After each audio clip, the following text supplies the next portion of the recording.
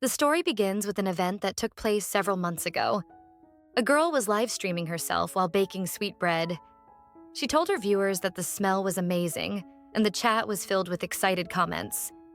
She showed the camera how soft and bouncy the bread looked before ending the stream, leaving her audience eager for the next recipe. Satisfied with how it turned out, she called the session a success. Just then, her friend entered the room and asked if she was ready to leave. She reminded her that they had an appointment and that they were running late.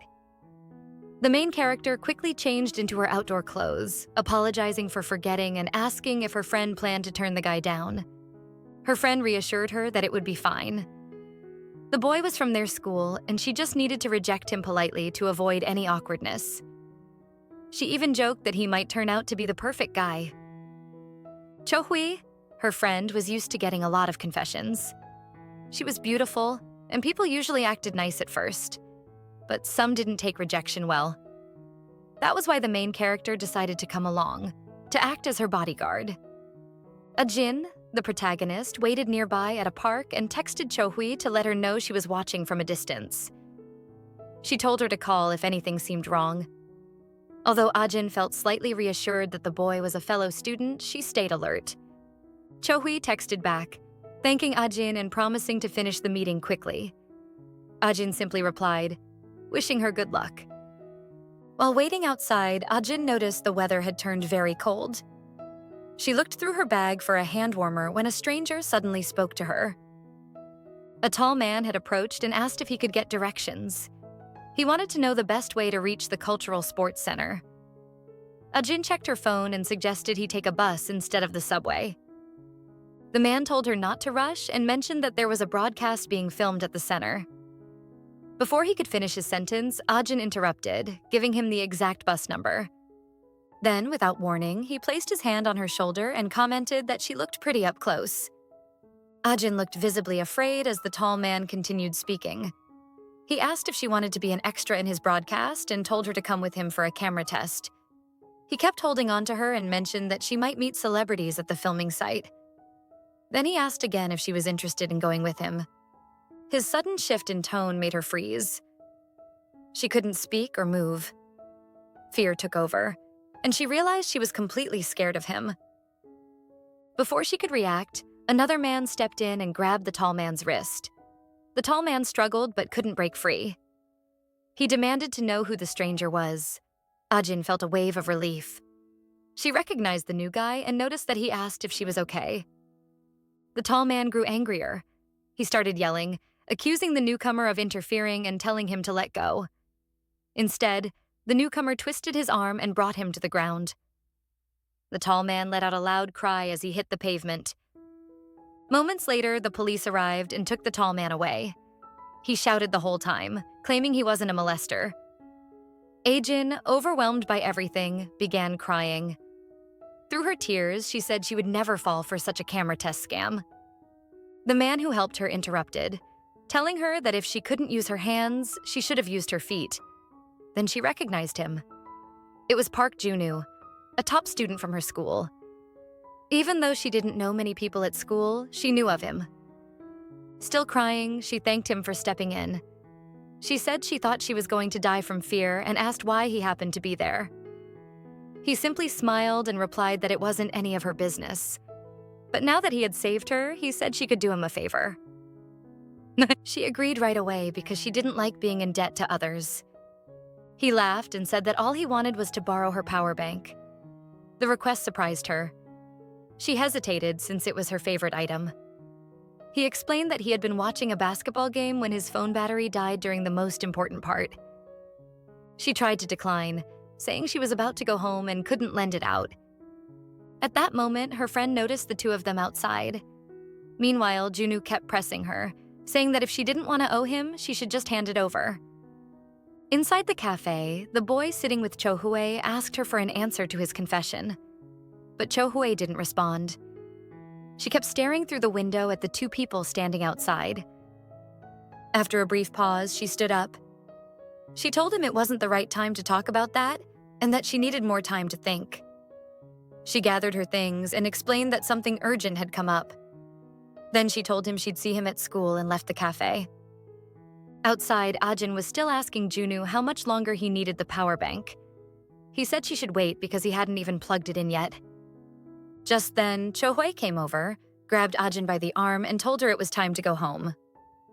Junwoo watched the two girls as they walked off. He didn't quite understand what was happening. Cho-hwee gave him a quick smile as they left.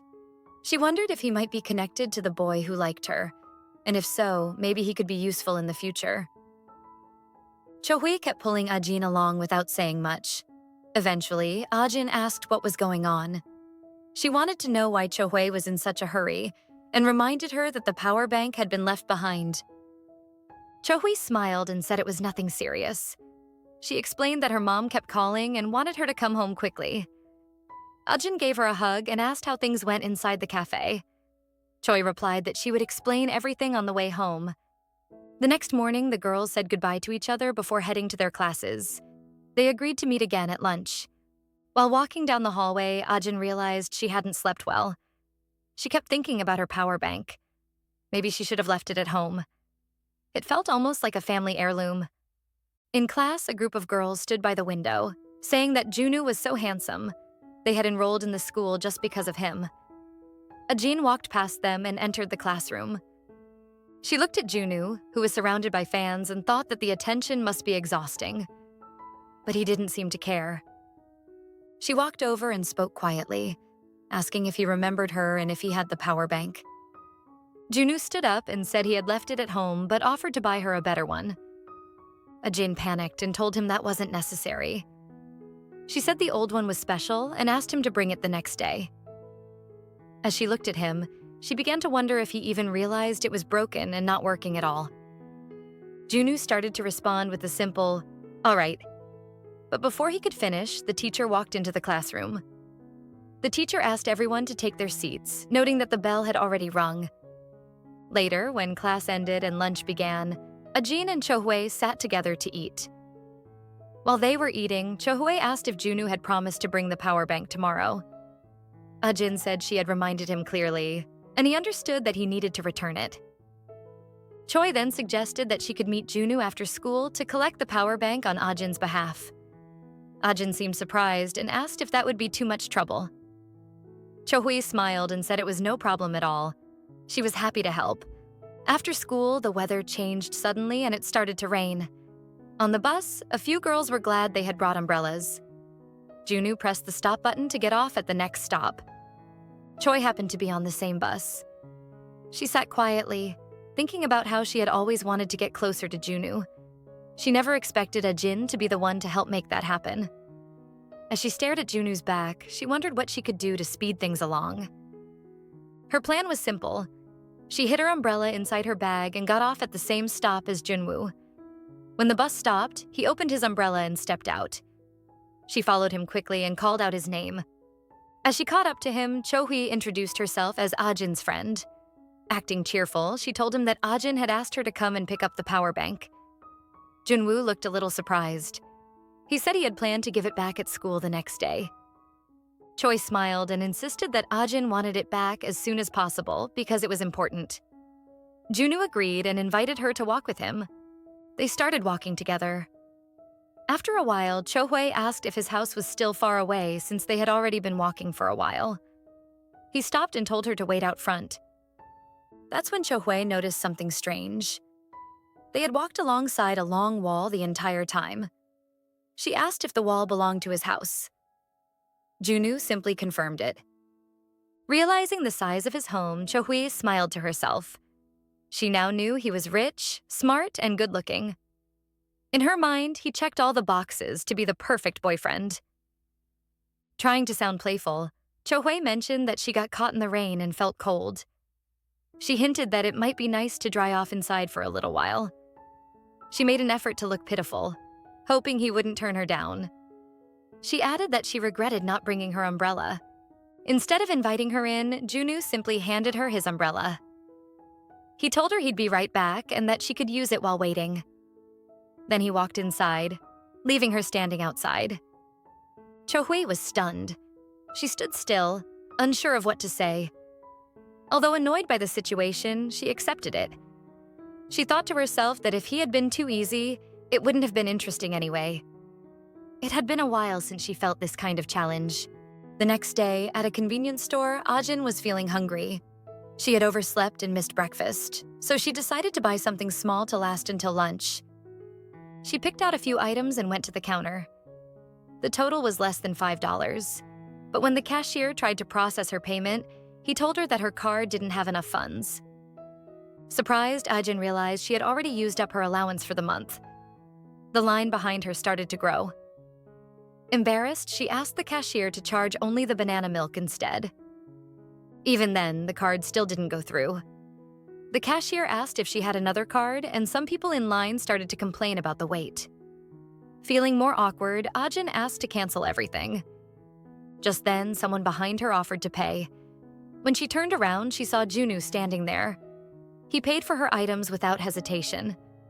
They left the store and started walking to school together.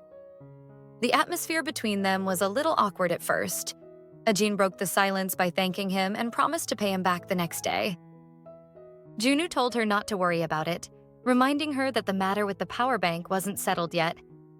She realized he wasn't as cold as he seemed. He had been thinking about returning the power bank the whole time. He joked that if he hadn't bought her the snack, he probably would have had to listen to her stomach growling all day. Meanwhile, Cho-hwee watched them from a distance. She couldn't understand why they were together, or why they seemed to be getting along. Later, back in the classroom, Ajin immediately asked Junwoo if he had her power bank. He told her that her friend had picked it up the day before.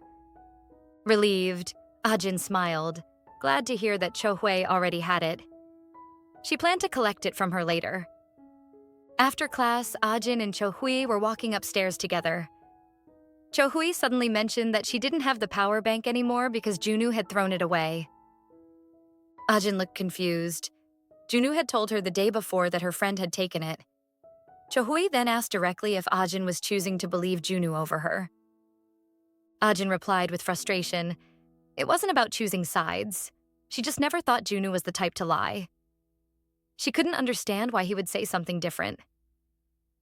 Still feeling down about the power bank, Ajin was comforted by Cho-hwee, who reminded her that she knew how much that item meant to her. Ajin remembered the moment her father had given it to her for her birthday.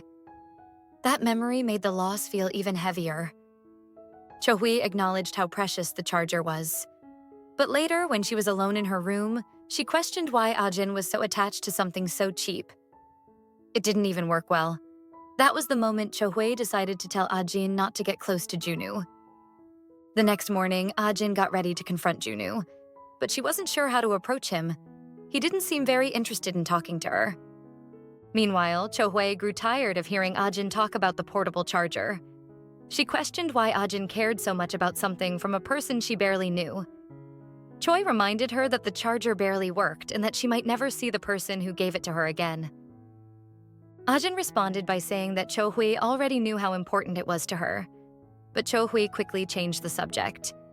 She asked if Ajin could lend her a blanket, explaining that she had forgotten hers. When Ajin entered the room to get the blanket, she noticed a group of classmates gathered around her desk. Curious, she walked over and asked what was going on. One of the girls asked if it was Ajin's birthday. Someone had left a wrapped gift on her desk, but Ajin was confused. Her birthday wasn't today. She opened the box and was surprised to see a pink portable charger inside.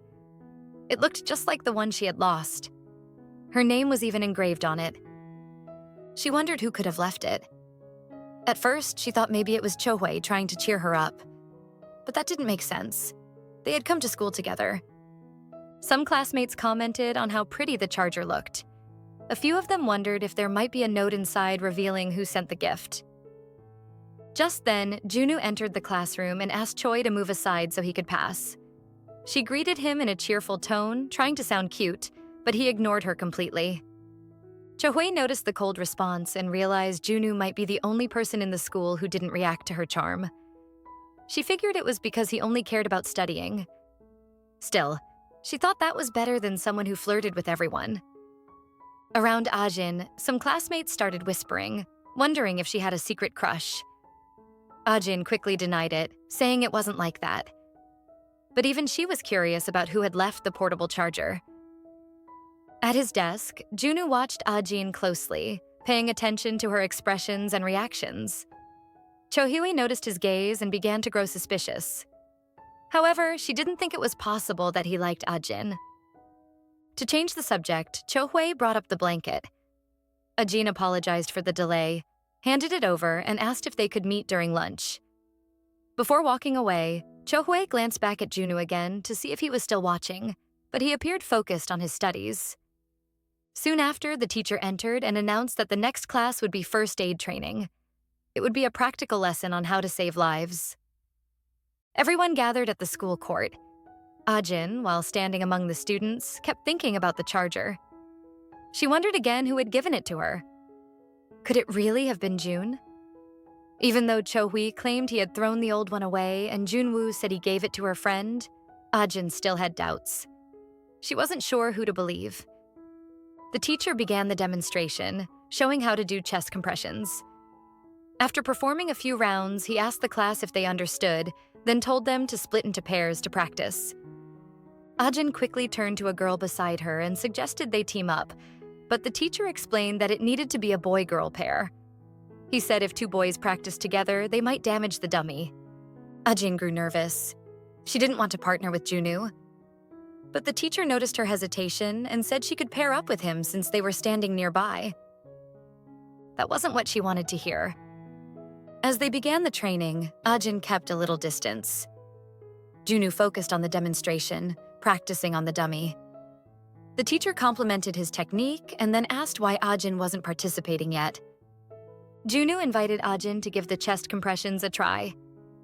She started practicing, clearly nervous, but it didn't take long for Junwoo to notice she was barely applying pressure. He joked that the dummy was already dead. Embarrassed, Ajin insisted it wasn't true, but Junwoo continued teasing. He told her that if the dummy were a real person, they wouldn't have made it. Ajin explained she was just afraid of pressing too hard and accidentally hurting someone. Junwoo told her that was a common concern. He said that during real emergencies, broken ribs sometimes happen. That shocked Ajin.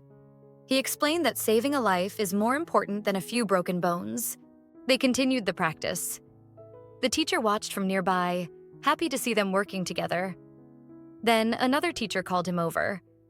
It was starting to rain, and they needed to share the court with another class. Since they only needed part of the court for training, he agreed. Soon, the second class arrived. Among them was Chohyue, who immediately noticed Ajin and Junwoo practicing together. Following the instructions, Ajin pushed harder on the dummy's chest. The sensation made her uncomfortable, especially the sound it made. Junwoo laughed at her reaction and told her that wasn't the right technique. He offered to show her how. He reached out, grabbed her hand, and placed it on the dummy.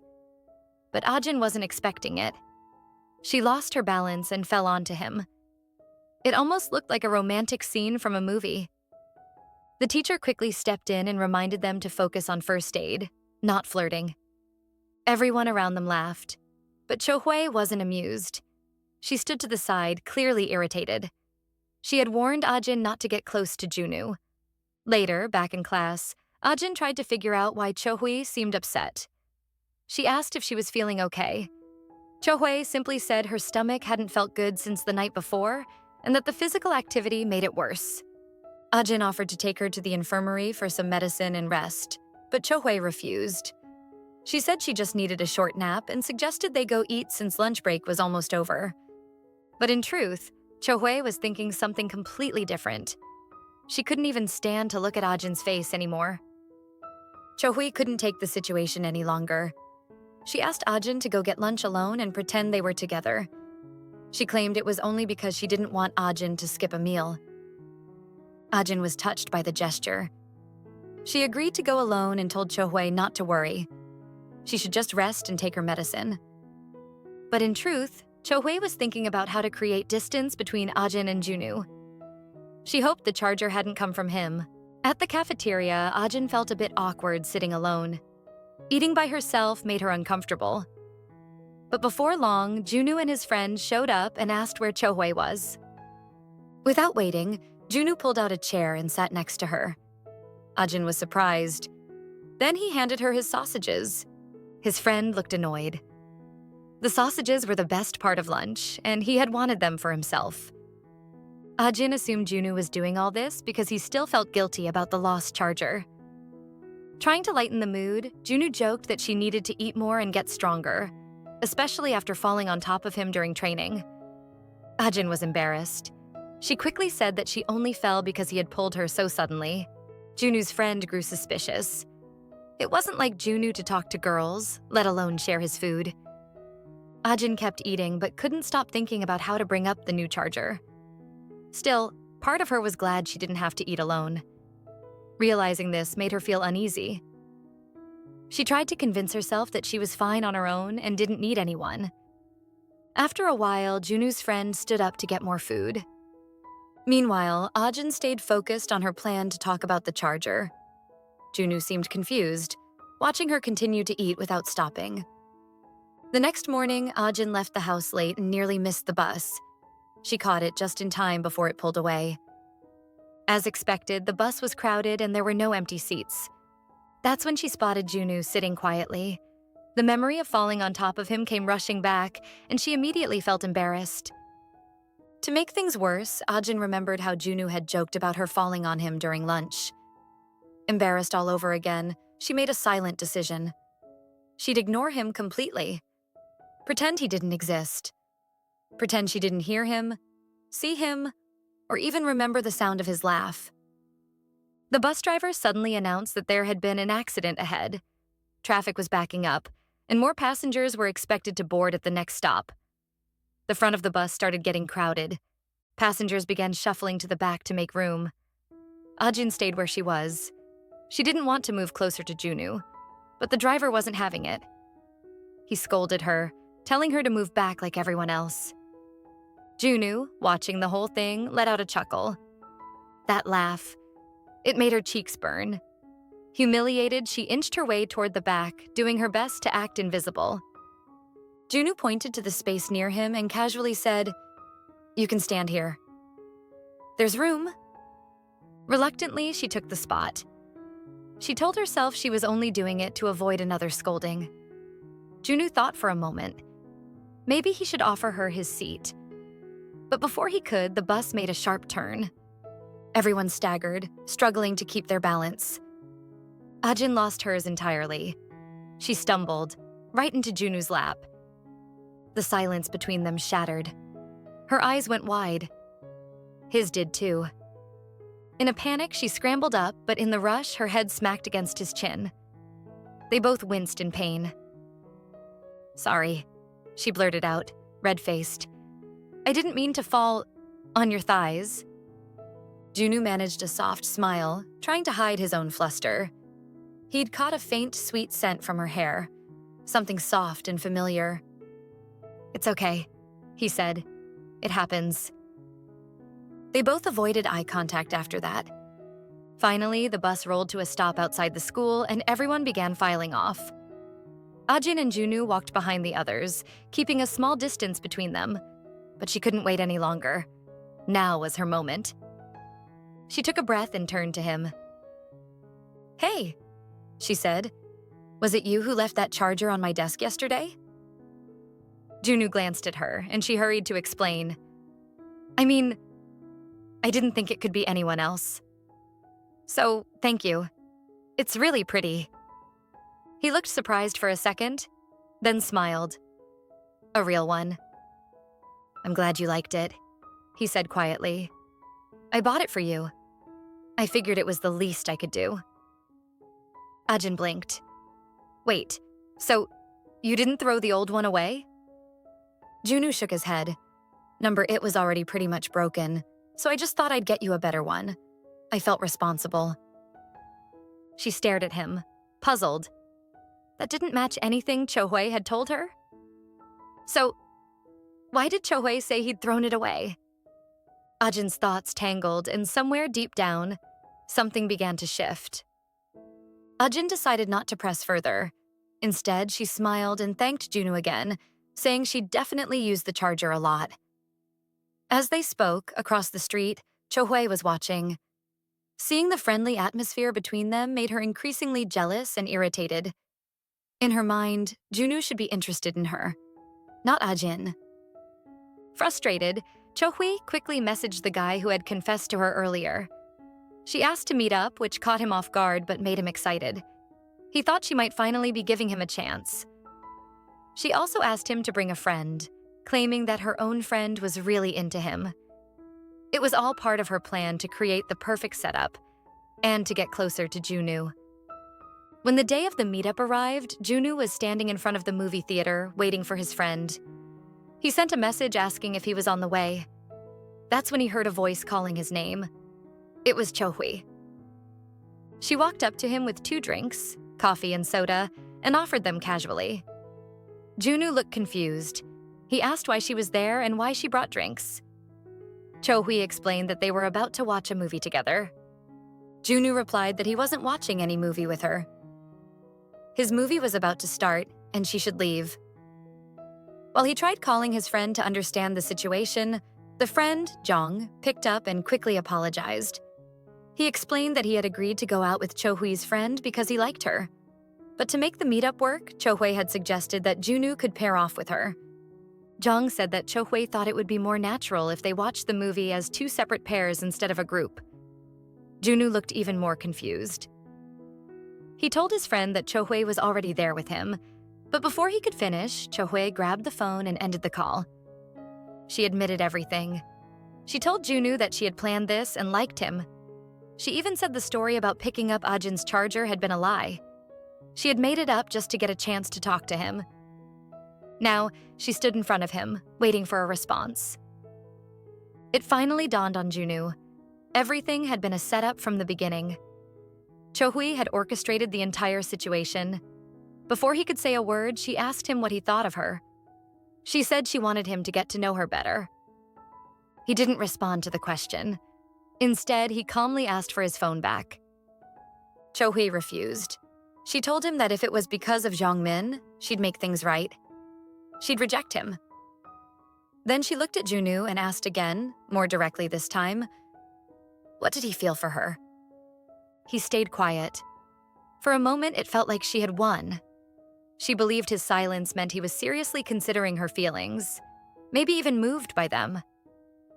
She was convinced he'd say yes. But then he broke the silence. His voice was steady and firm. I don't like you. Those 4 words hit her like a slap. Her smile faded instantly. It didn't make sense. No one had ever rejected her before. She wasn't used to hearing no. Shaken, she tried to recover her composure. Her instinct was to cry, to pull him into guilt. Tears welled up in her eyes as she asked, how can you reject me without even thinking about it? But Junwoo didn't flinch. He told her there was nothing to think about. He was sure of how he felt. He asked again for his phone. She still didn't return it. Instead, she pleaded, asking him to take more time, to give her a chance. But he was done. His patience had run out. He pushed her hand away and warned her not to touch him. If you want to keep the phone, then keep it, he said coldly, turning away. Stunned, she stood there, alone outside the cinema, furious and humiliated. She wasn't used to losing. Not like this. Her pride couldn't handle it. She called out after him, one last time, trying to draw him back. Take your phone. He turned around slowly, his eyes filled with frustration. I don't like you. Whether it's good or bad, I'm not interested in you, he said. The only thing I want is for you to reject Jongmin properly and apologize. That was the end of it, or so it should have been. As Junwoo walked away, Cho-hui stood frozen. She looked down at the drinks she was still holding. And then, in a sudden outburst, she dropped them to the ground. The coffee splashed everywhere. She screamed, pretending the coffee had burned her. And as she predicted, Junwoo turned around. He ran over, concerned, asking if she was okay. Cho-hui clutched her wrist and cried harder. It hurts, she sobbed. Junwoo didn't say much. He simply took off toward the nearest pharmacy and came back minutes later with bandages and burn ointment. She sat down while he quietly treated her fake injury. Inside, she was thrilled. Even if he didn't love her, he was still showing her kindness. And in Cho Hui's mind, that meant there was still a chance. A small opening. A crack she could slip through. Because in her world, attention was currency. And she wasn't done playing yet. For the first time, Cho Hui felt like she was truly falling for someone. As Junwoo focused on wrapping her hand, she mentioned that her heart was racing, because he was holding her hand. He quickly stood up, let go, and said he was leaving. Cho Hui believed he was just embarrassed and didn't know how to handle his feelings. Before he walked away, she handed him his phone and quietly apologized for her earlier behavior. He didn't say anything. He just turned and walked off. She stayed behind, completely love-struck, convinced he was shy and flustered. But she was mistaken. Later that day, at Cho Hui's house, Ajin arrived in a rush. She was worried about her friend's injury. Cho Hui, still lying down, asked her to lower her voice. She said she had a bad headache. Ajin noticed the bandages on Cho Hui's hand were done poorly. She asked to take a closer look, but Cho Hui quickly pulled her hand back. She remembered Junwoo bandaging her earlier and didn't want to reveal anything. Ajin assumed her friend was just in pain, but Cho Hui explained she didn't want anyone touching the burn. Inside, she reminded herself to be more careful. She couldn't let her real feelings slip. Then, Cho Hui quickly changed the subject. She asked about the delicious smell coming from what Ajin had brought with her. It was a small bun. Ajin had made it after hearing about her friend's injury. She brought it as a gesture of care. Cho Hui smiled and said she loved Ajin's homemade buns. She suggested they go to her room, eat, and watch Netflix. Of course, Cho Hui planned to keep acting sick to make Ajin do everything for her. She claimed her hand still hurt and asked Ajin to set the table. While setting things up, Ajin noticed the trash bin was in the way. She moved it aside, but something inside caught her attention. She looked closer and spotted something pink, her old portable charger. She picked it up and saw her name engraved on it. Confused, she turned to Choi and asked why her charger was in the trash. Choi, distracted and admiring her bandaged hand, realized too late. She had forgotten to take out the trash. And now, the evidence was sitting right in front of them. Ajin kept thinking about the situation. She couldn't understand why the charger had ended up at Choi's house if Junwoo hadn't thrown it there. Choi didn't know how to respond. She looked at Ajin, silently trying to come up with a way out. Eventually, she said that she had found the charger in Junwoo's trash. She explained that she had been passing by his house, saw something pink in the bin, and realized it was a portable charger.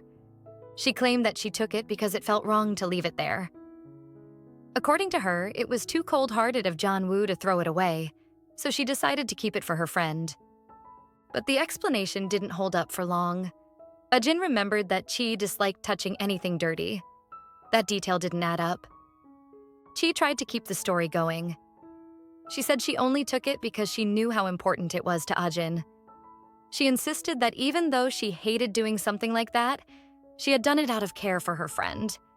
She added that she hadn't returned it earlier because she couldn't remember where she had put it. She also said she felt hurt being questioned by someone she cared about. Ajin, still unsure but wanting to believe her, gave Chi a hug.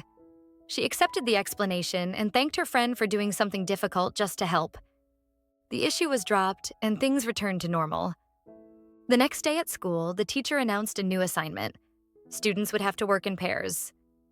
To avoid any problems, the teacher explained that the pairs had already been assigned. The class didn't like the idea, but the teacher asked them to check the list before complaining. Everyone rushed to the paper, eager to see who would be Junwoo's partner.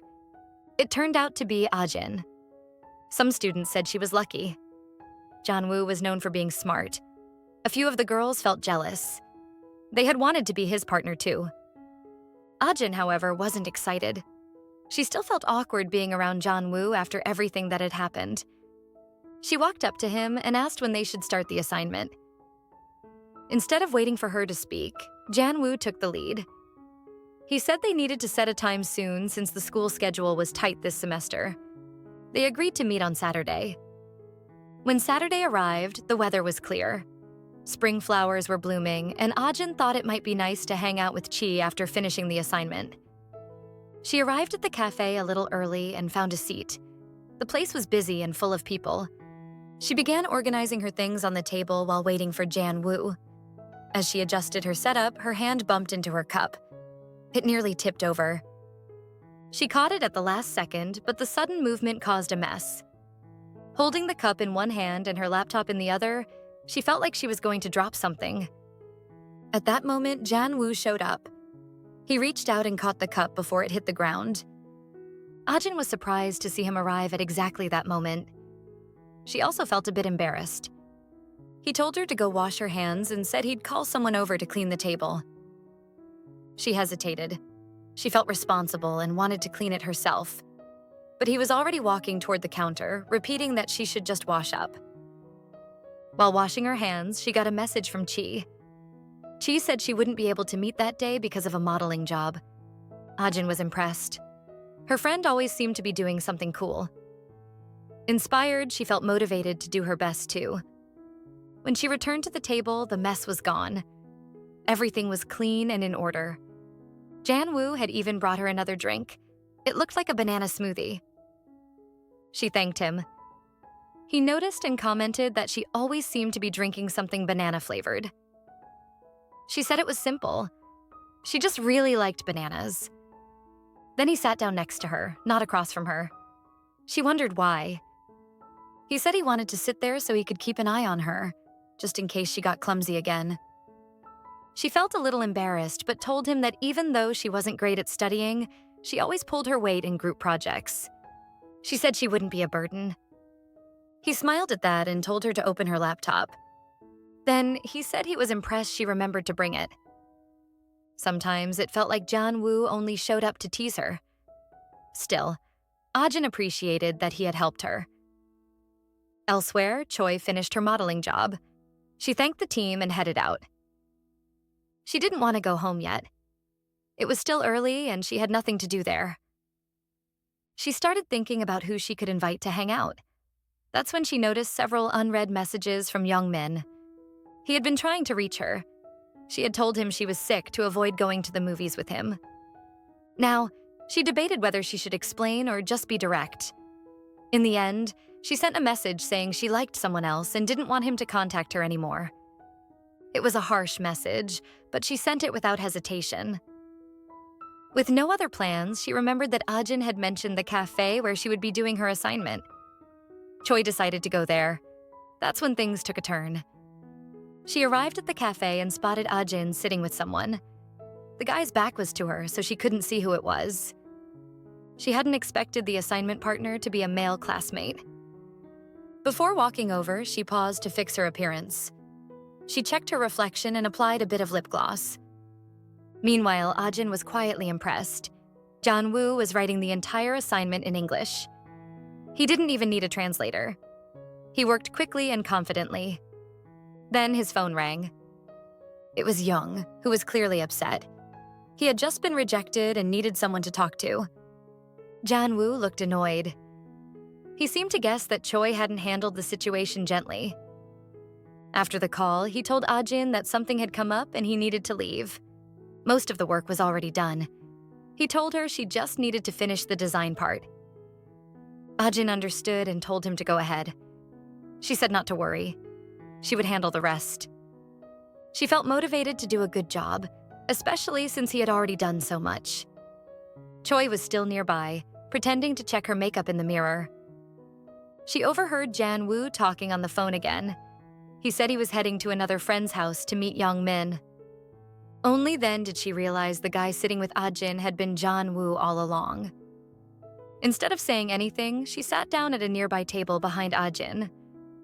She waited in silence while Ajin kept working. Eventually, the protagonist stood up and headed to the bathroom. While Ajin was away, Choi saw a chance to cause trouble. She thought that if the project files disappeared, Junwoo wouldn't get a good grade. That would likely make him upset with Ajin. She tried to open Ajin's laptop, but it was locked with a password. Her first guess was Ajin's birthday. It didn't work. She kept trying different combinations. After a few more failed attempts, she hesitated but decided to try one more. To her surprise, the password turned out to be her own birthday. She paused. Realizing Ajin had used her birthday made her feel something unexpected. It was a reminder that her friend really did care about her. Because of that, she changed her mind. Instead of deleting the whole file, she removed everything except the first and last page. Then she arranged the screen so that when Ajin returned, she'd just send the email without double-checking the content. Choi felt excited thinking about how surprised Ajin would be when the mistake was discovered. The next day, the teacher began class by talking about the assignments. She said some groups hadn't submitted their work, even though she had made it clear that missing the deadline would affect their grade. Then, she started reading out the names of the students who didn't turn anything in. Ajin and Junwoo were on the list. They were both shocked. The entire class began to whisper and react. Everyone knew Junwoo was one of the top students in English. It didn't make sense that he hadn't submitted the assignment. People started guessing that the issue might have been Ajin's fault. Ajin quickly spoke up. She said she had sent the assignment and asked the teacher to check her email again. The teacher confirmed that a file was sent, but there seemed to be a problem. She asked if Ajin had reviewed the document before sending it. Ajin opened the file to see what was wrong. She was stunned. Only the first and last page were there. Junwoo's entire portion of the project was missing. The class started to laugh and make comments. Some said they must have spent all their time on the design and forgotten to do the actual work. Ajin began to panic. She realized that Junwoo's grade might suffer because of this. She couldn't understand what had happened. She was sure she had checked the file before sending it. Feeling embarrassed, she asked the teacher if there was any way to get more time and resend the assignment. Junwoo finally spoke up. He apologized to the teacher and said there had been a mistake. He explained that he had just resent the assignment file. Ajin was surprised. She hadn't known he still had a copy of the files. The teacher accepted the explanation, more or less, but said they needed to be fair to the other students who submitted their work on time. So, she asked Junwoo and Ajin to present their assignment in front of the class. Ajin became nervous right away. She wasn't prepared to speak. Junwoo told her not to worry. He said she only needed to handle changing the slides. Even though she trusted he would do well, she still felt uneasy. She knew this was all happening because of her mistake. As soon as Junwoo began the presentation in English, the class grew quiet. Everyone was impressed by how clearly and fluently he spoke. The teacher seemed pleased. She had expected him to do well. Even Ajin was surprised. She knew he was good at English, but not that good. When the lunch bell rang, the class rushed to the cafeteria. Ajin called out to Junwoo before he could leave. She told him how impressed she was by the way he spoke, especially without any preparation. She added that now she understood why everyone had been jealous that she was paired with him. Then, before he could reply, she quickly apologized. She said she had checked the file before sending it and didn't know how the problem happened. She told him she wanted to find a way to return the favor. Just as Junwoo began to say it was fine and that she didn't need to worry, Young appeared. He interrupted and called Junwoo to go eat lunch with him. Junwoo left with Young, leaving Ajin alone in the classroom. Even though Junwoo told her it was okay, Ajin couldn't stop thinking about how to make it up to him. Meanwhile, Choi was walking around the school looking for Ajin. She wanted to see how upset Ajin was. She assumed Junwoo must have blamed her and that she would be feeling miserable. When she finally found her, Choi smiled and asked how things were going. To her surprise, Ajin seemed cheerful, much more than she had expected. Ajin explained everything that had happened. She talked about how Junwoo had saved the presentation and how well he had spoken. She said they would probably still get a good grade. Now she was trying to decide which snack to buy to thank him. Choi listened, but she was clearly irritated. Her plan had completely backfired. In the school courtyard, Young was talking with Junwoo. He said things weren't going the way he had hoped. Junwoo asked what he meant. Young explained it was about Choi.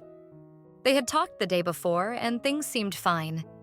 He had felt better afterward. But today, those feelings had come back. Even when he tried to avoid her at school, his heart still raced when he saw her. He said it was the first time he had ever felt that way. Even knowing she liked someone else, he thought maybe there was still a chance. Junwoo disagreed. He told Young not to get his hopes up and said he was just imagining things. But Young didn't listen. He said Junwoo didn't understand love at all. Since the school trip was coming up, he planned to use that time to get closer to Choi. Junwoo remembered when Choi had confessed her feelings to him. He told Young to drop the idea and focus on studying. He reminded him that if his grades dropped, he'd lose his phone. Young didn't care. He said love was more important than school and that Junwoo wouldn't understand because all he did was study. Young added that Junwoo didn't have anyone he wanted to see the spring flowers with. That comment made Junwoo pause. For some reason, he thought of Ajin, specifically how impressed she had looked during the English presentation. Meanwhile, someone else wasn't happy about how close Junwoo and Ajin were getting. Choi was starting to regret everything she had done.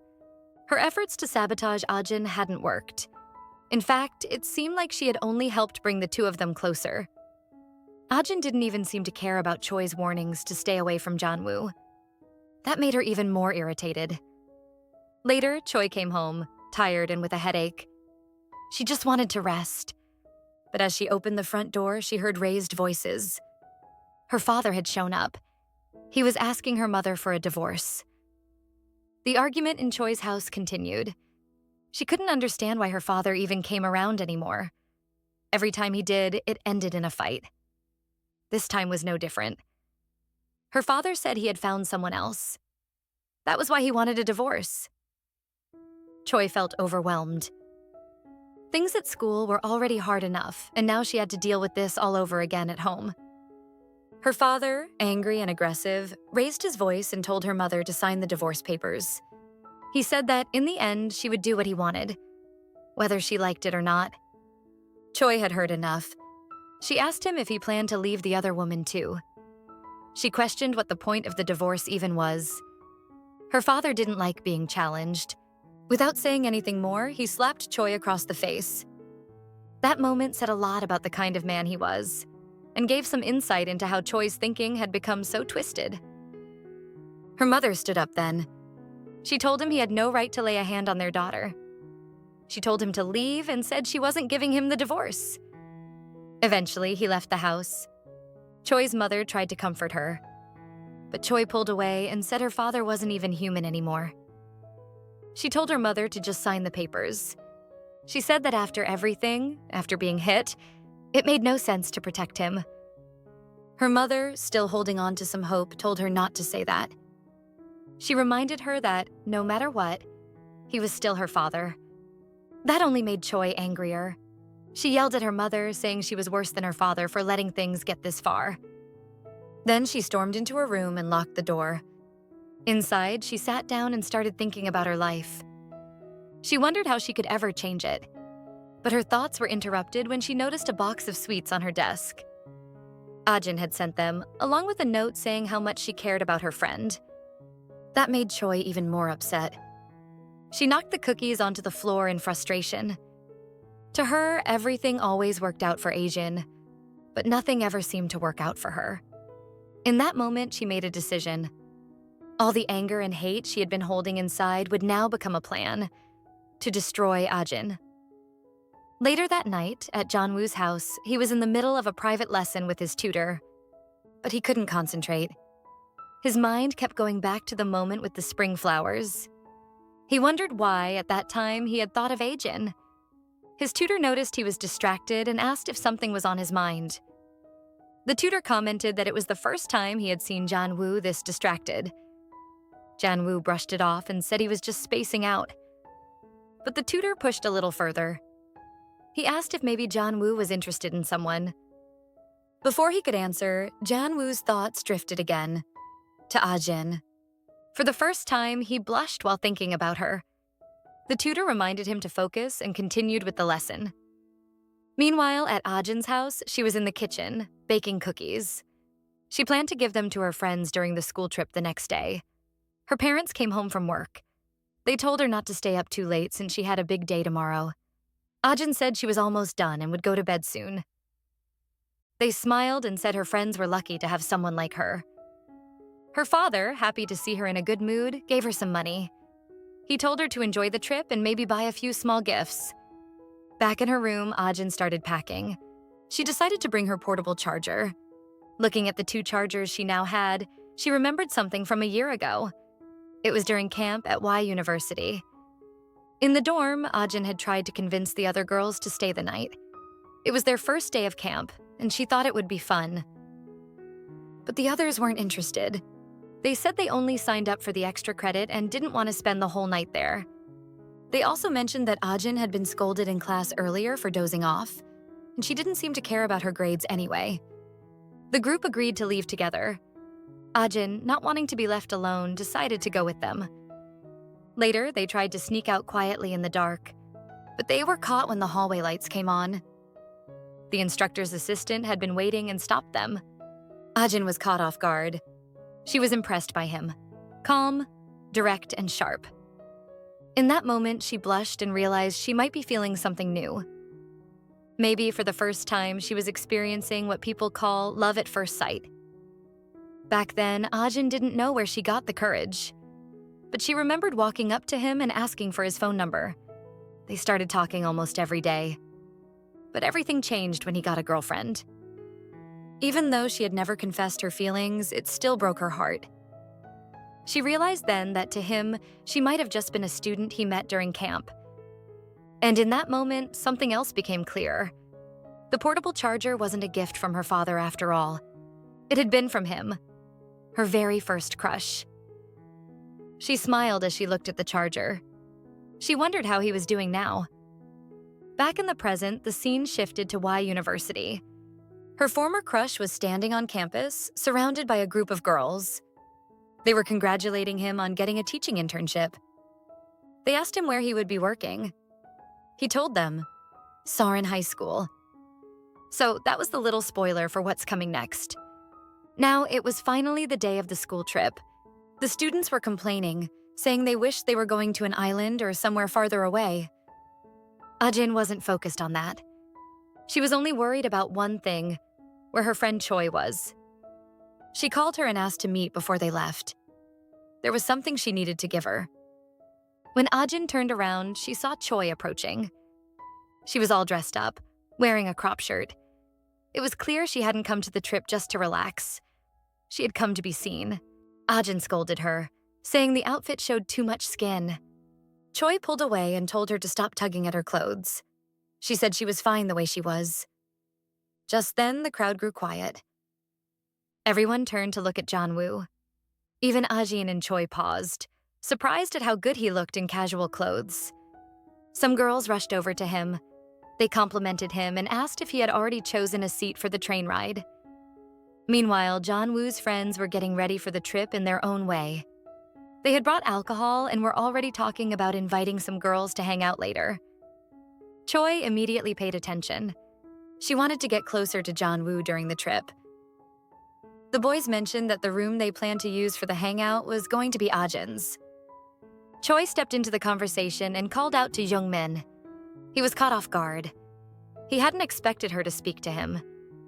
She said she didn't mean to interrupt, but their night sounded fun, and she wanted to join. Youngmin, clearly excited, said yes right away. He thought it was amazing that she wanted to be there. Soon after, the students began settling in on the train. They found their seats, took pictures, and laughed with their friends. But Choi didn't feel comfortable. She didn't understand why everyone was taking so many photos. After all, it was just a train ride. She shrank back into her seat, trying to avoid being in any pictures. Earlier that morning, before she left home, her mother had handed her an envelope full of money. She said it was from her father, for Choi to spend during the trip. Choi got angry.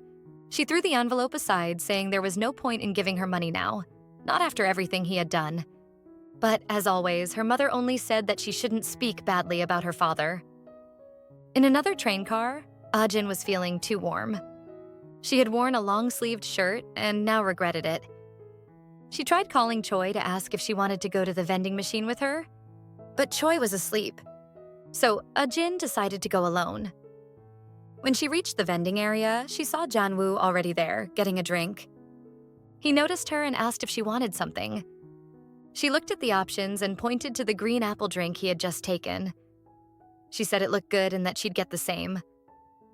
But when she reached for one, she realized there were none left. The last one had been the one Junwoo was holding.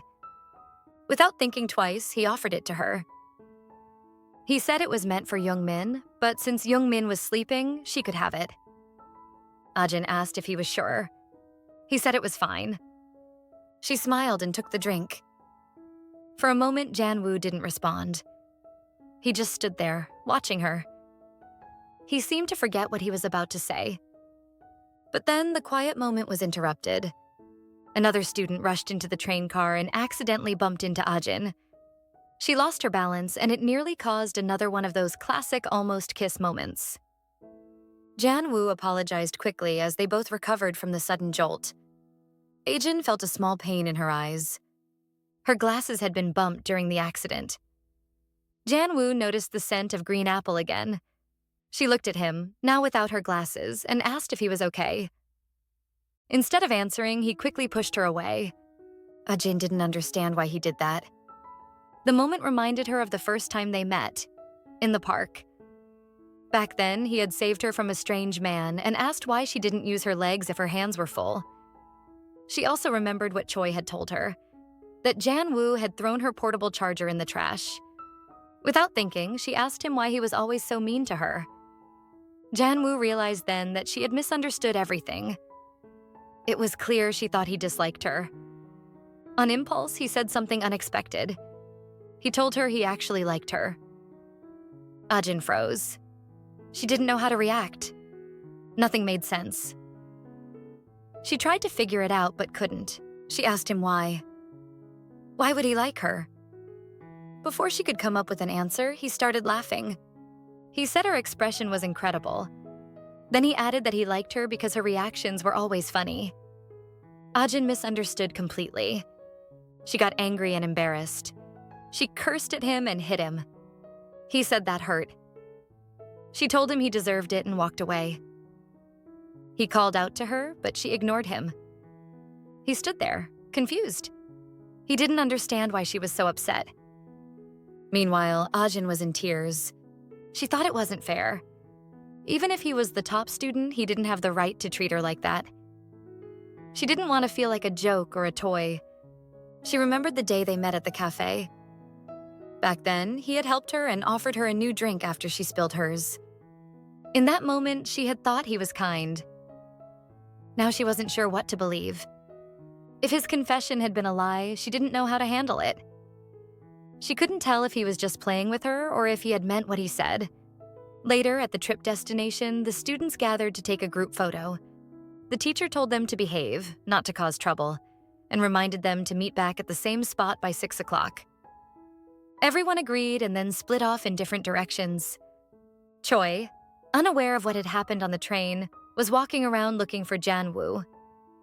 But before she could find him, she was stopped by 3 guys, locals, by the looks of it. They started hitting on her. Choi quickly realized they were just playboys and tried to ignore them. She kept walking, but they didn't back off. One of them asked for her phone number and casually put his arm around her to stop her. Trying to stay calm, Choi offered to give her Instagram instead. She said he could message her anytime and she wouldn't ignore him. Still, he insisted on getting her number. Choi kept offering her Instagram ID, hoping that would be enough to get him to let go. Now surrounded and unsure of how to get out of the situation, she started to feel nervous. And the truth was, she didn't even want to give them her Instagram. Right then, Ajin showed up. She shouted that the teacher had told them not to talk to people outside their school. Then she grabbed Choi's hand and ran. The guys didn't follow, but it didn't seem like they were going to forget what happened either. Ajin and Choi kept running, not looking back. Ajin was furious. She couldn't believe those guys tried something like that with her friend. She didn't even realize what moments like these meant, how her loyalty always showed up when it mattered. To ease the tension, Choi made a joke. She said Ajin didn't need to talk so formally about those guys. They were probably only a year older and might even be on their own school trip. She laughed about it. Ajin was surprised at how relaxed Choi was. She said they didn't look like they were still in school. In fact, they looked way too tired and worn out for their age. Both girls laughed and kept walking, letting the moment pass. Later that night, back at the lodging, the girls in Ajin's room were waiting. They were wondering where the rest of their group was. Ajin asked who exactly they were waiting for. Just then, the door opened. Youngmin walked in with his friends, and they were carrying a suitcase, most likely full of drinks. Choi came in with them, and behind her was Junwoo. The girls weren't thrilled to see Choi. Ajin, still unaware, hadn't even noticed that Junwoo was there. He hadn't come for the party. He didn't even like these types of gatherings. He had only come to apologize to her. When Ajin finally noticed Junwoo in the room, her mood changed. She felt a little discouraged. Meanwhile, the other girls were excited. Everyone settled down, chatting and snacking on chips. But the tension between Junwoo and Ajin hung in the air. They began talking about what game to play. Youngmin suggested playing Truth or Dare. Just as they were about to begin, a loud noise came from outside. Other students were knocking on the door, asking what was going on inside the room. The girls inside quickly tried to come up with a plan. They decided to pretend they were all asleep. Some people threw blankets over themselves. Others ran into the bathroom. Ajin ended up under a blanket. Someone opened the door. It was the instructor. He looked around, saw the lights off and people lying down, and assumed everyone was asleep. After a moment, he left. Ajin stayed still under the blanket. Her neck started to feel stiff. She thought Choi was next to her, pressing down on her head. She whispered for her friend to stop, but someone told her to stay quiet. Then her phone alarm went off, lighting up the space under the blanket. That's when she saw who was beside her. It wasn't Choi. It was Junwoo. They both froze, faces close, just looking at each other. Neither of them moved until the alarm stopped ringing. Then, silently and awkwardly, they both turned their heads away. Ajin's heart started racing. She wanted to disappear. She tried to think of a way to get out without anyone noticing. She convinced herself that Junwoo would probably push her away again, just like he did on the train. And then he'd laugh at her. For some reason, she had it in her head that he didn't like her at all.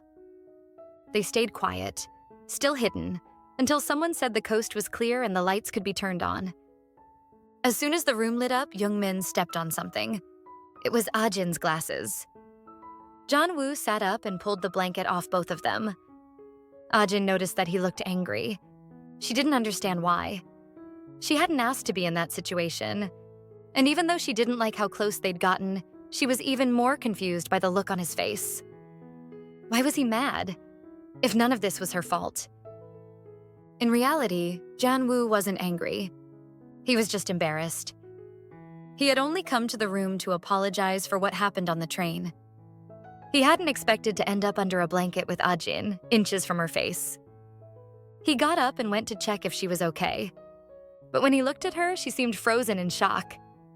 It wasn't just from the awkward moment. It was because Youngmin had stepped on her glasses and broken them. Youngmin quickly apologized, flustered. But in his nervousness, he said her name wrong. Instead of Ajin, he called her Adek, a name that sounded more like a puppy. The entire room burst into laughter. Youngmin looked even more embarrassed. Not only had he broken her glasses, but now he had also messed up her name. Ajin tried to brush it off. She said it was fine and that she would just go to the doctor tomorrow to get new glasses. With that, they all went back to what they were doing before.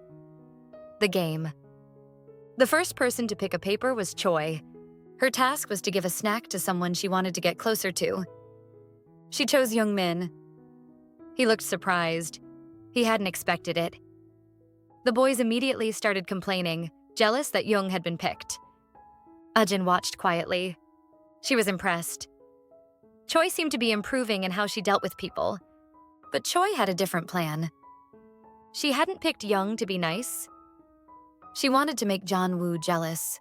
but he didn't react.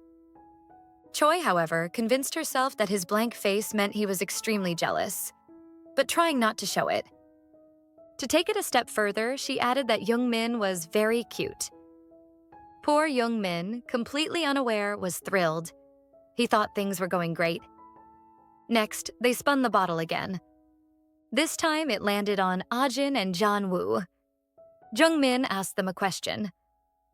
"Are you interested in anyone in this room?" Everyone leaned in, curious. Ajin and Junwoo both looked at each other. They didn't say anything. They just stared for a moment, thinking the same thing, but not saying it out loud. Then they quickly looked away. Ajin was thinking that maybe she wasn't actually bothered. Junwoo hadn't come to tease her. He came to apologize. And Junwoo was thinking that maybe she didn't hate him after all. The rest of the group started whispering. They found it strange that neither of them answered. Why did they look at each other like that? What were they thinking? No one knew, but everyone could feel the tension. And the question still hadn't been answered. Since Ajin and Junwoo took too long to answer the question, they were told to draw punishment slips. Ajin picked one that said she had to take a photo of the professor's room door. Junwoo picked a slip that said he didn't have to do anything. But since neither of them had answered, the group decided both of them had to do Ajin's challenge. Their friends warned them. If they got caught, they shouldn't mention the game. And they shouldn't come back to the room either. Ajin looked uneasy. She wasn't comfortable being alone with Junwoo. Her friends tried to encourage her.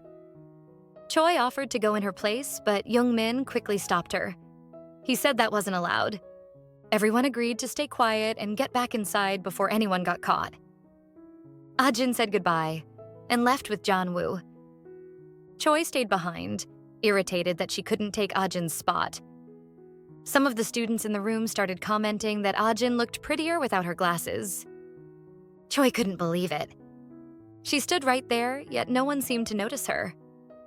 She wondered if everyone had gone blind. Wanting attention, she grabbed someone's hand and dragged them back inside to keep the game going. Meanwhile, Ajin and Junwoo were on their way to the professor's room. Junwoo was deep in thought. He wanted to use the moment alone to apologize for what happened on the train. He pointed out a lit window across the way. It was probably the professor's room. He said it would be faster to take the shortcut through the garden. But Ajin barely heard him. She just wanted to leave. She felt cold, uncomfortable, and anxious. She said they should go down and take the garden path. Just as she turned to move, Junwoo called her. He began talking, trying to bring up what had happened earlier. But before he could finish, a hall monitor appeared. They heard the voice call out, asking who was there. Without thinking, Junwoo grabbed Ajin's hand. They ran. Quickly, they slipped into a nearby room and hid behind a wall. The monitor looked around, saw the open window, and closed it before walking away. The two of them stayed still, barely breathing, afraid of being caught. But they kept holding hands. Junwoo was the first to speak. He quietly asked if she thought the professor had already left. That's when Ajin noticed their hands. She quickly pulled hers away. The awkward silence returned, and Junwoo apologized. But the monitor heard them talking and came back to check. Ajin started to panic. If they were caught, they could lose points. Junwoo stood up and told her to stay hidden. She asked what he planned to do, but before he could answer, the door started to open. He opened it first and walked out, pretending to be on the phone. The hall monitor paused. But when he saw it was Junwoo, he relaxed. Junwoo was the top student at the school. The monitor smiled, thinking it had just been some troublemakers. He asked Junwoo what he was doing there. Junwoo apologized and said he knew he wasn't supposed to be out late. He explained he had been talking on the phone. The monitor told him it was fine. Ajin, still hiding, watched the whole thing. She noticed how different the tone was with Junwoo. How respectful the monitor was. Even so, Junwoo would still get a small penalty point for being out late. The monitor asked if he had seen anyone else around. Junwoo calmly said no. He nudged the door closed with his foot, blocking the view into the room where Ajin was hiding. Ajin realized what he was doing. He was protecting her. If they got caught together, rumors would definitely spread. Even so, she felt guilty. He was getting a penalty because of her. And she knew, for someone like him, grades mattered a lot. The monitor finally left, reminding him to head back to his room soon. When the coast was clear, Junwoo told her it was safe to come out. Ajin stepped out slowly, looking guilty. He asked if she was okay. She said she wasn't scared. There was nothing wrong with her expression. She just felt bad that he got penalized because of her. He told her not to worry about it. Then he said they should finish what they started and take a photo of the professor's door. Ajin was surprised. She had assumed he would give up on the task after getting a penalty. Ajin suggested that maybe they should just go back to the room. But Junwoo smirked and asked if she was too scared to finish the mission. She looked irritated and replied that she wasn't scared. She was just worried about him. That made him laugh. She didn't understand why. She asked if he thought she was funny. She told him he was always teasing her, and if he didn't like her, it would be easier to just ignore her. The tension returned. He didn't say anything right away. She waited, confused by his silence. Then, without warning, he gently placed his hand on her head. He told her that even if he joked around, he would never mistreat her. He said he didn't hate her. That was the reason he had come all the way out there. He turned and started walking ahead. He told her to hurry up, or they might get caught again. Ajin stood there for a second, taking in his words. Maybe something was finally changing between them. But if Ajin didn't start realizing how things really were, she might miss her chance. And if she wasn't careful, her unpredictable best friend might still find a way to drive a wedge between them. The story's far from over. If you're curious to see what happens next, make sure to like this video, hit the subscribe button, and turn on notifications so you don't miss any updates. And don't forget to leave a comment below if you want to see part 2. Thanks for watching. See you next time.